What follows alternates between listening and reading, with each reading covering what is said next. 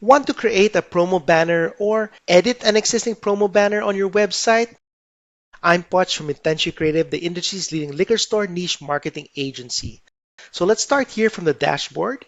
You're going to want to go down to marketing on the left side and then click on promo banners. Oops.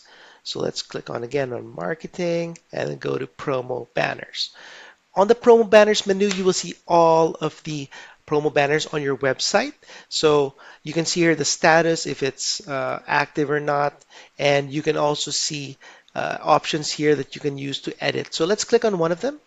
And if you'd like to edit it, you can actually edit it here by clicking the edit button. So you can enable it, set the priority, change the image, etc. But you can also create your own promo banner from scratch. So to do that, on the top right corner, just click on the plus icon.